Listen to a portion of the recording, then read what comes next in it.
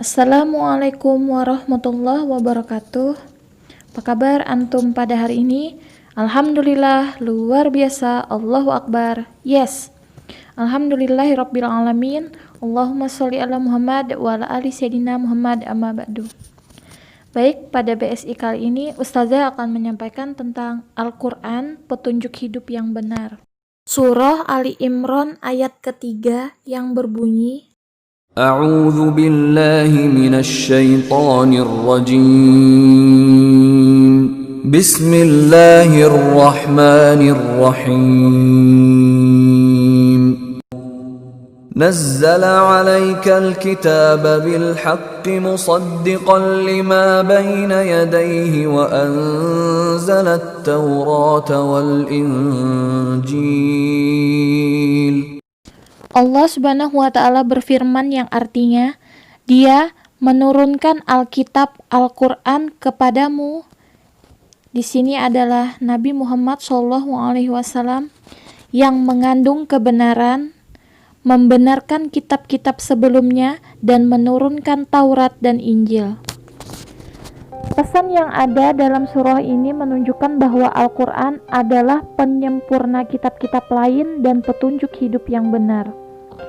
Pelajaran yang mesti kita terapkan dalam kehidupan sehari-hari adalah yang pertama, kita sebagai muslim harus rajin membaca Al-Qur'an.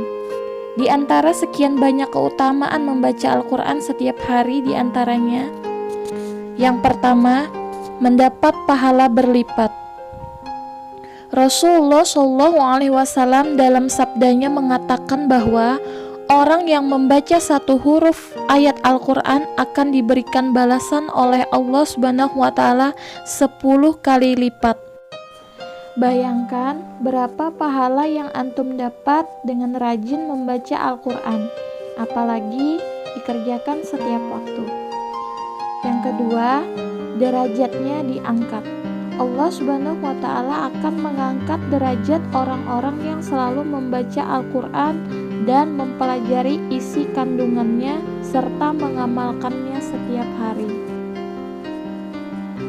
Yang ketiga, mendapatkan ketenangan hati. Al-Qur'an diturunkan Allah Subhanahu wa Ta'ala untuk menjadi obat segala macam penyakit bagi yang membacanya, sebagaimana dituangkan dalam surah Al-Isra surah ke-17 ayat ke-82. Yang keempat, mendapat pertolongan Allah Subhanahu wa Ta'ala di hari kiamat. Yang kelima, menghantarkan kemudahan ketika menghadap Allah Subhanahu wa Ta'ala. Dan yang keenam, dihadiri malaikat. Rumah yang penghuninya senantiasa membaca Al-Qur'an akan dihadiri malaikat. Penghuni rumah akan merasakan ketenangan dan ketentraman. Dan yang ketujuh, ditempatkan bersama malaikat. Masya Allah. Selanjutnya, mengimani dan mengamalkan Al-Qur'an. Nah, pelajaran yang mesti kita terapkan dalam kehidupan sehari-hari, selain kita sebagai muslim harus rajin membaca Al-Qur'an, kita juga mengimani dan mengamalkan Al-Qur'an. Mengamalkan Al-Qur'an mulainya dari mana? Yang pertama, kita harus memulainya dengan mengimani Al-Qur'an secara kafah, menyeluruh, totalitas, tanpa tawar-menawar. Karena iman kepada Al-Qur'an berarti beriman kepada seluruh kandungan yang ada di dalamnya, yang berupa akidah, ibadah, syiar, akhlak, adab, syariat, dan muamalah.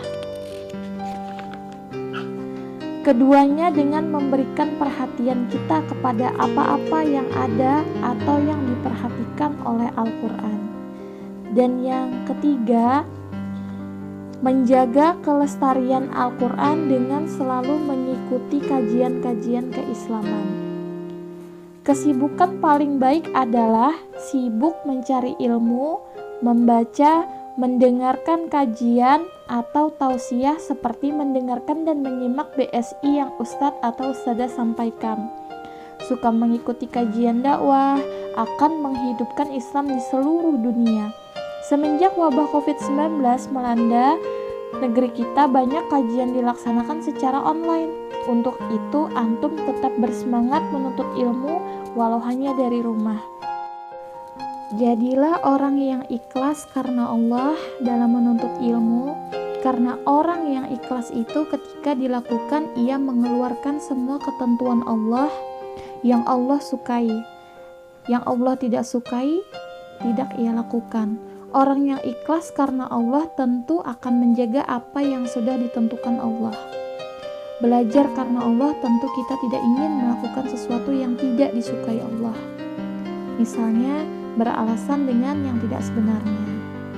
Dalam berteman, pilihlah teman yang membawa dalam ketaatan, karena mencari teman yang membawa ke arah kebaikan itu sulit, namun melepaskannya begitu mudah. Maka genggamlah teman yang dapat mengajak kita dalam ketaatan kepada Allah Subhanahu wa Ta'ala. Dan teman-teman juga harus bisa memanfaatkan waktu dengan baik. Selama corona tentu kan belajar di rumah saja, segala sesuatunya dilakukan di rumah saja. Untuk itu, manfaatkan waktu dengan sebaik-baiknya, tidak membuang-buang waktu. Misalkan selama daring ini memang tidak ada ustadz atau ustadzah yang mengawasi kegiatan antum, tapi ingatlah nak, ada zat yang maha mengawasi kita apapun yang kita kerjakan, yaitu Allah Subhanahu wa Ta'ala. Ingat ya teman-teman, segala sesuatu itu berasal dari kebiasaan. Apabila kebiasaan itu kita lakukan satu kali, nah maka dari itu nanti akan terulang-ulang. Lakukanlah kebiasaan yang baik dan tinggalkan kebiasaan yang tidak baik. Baik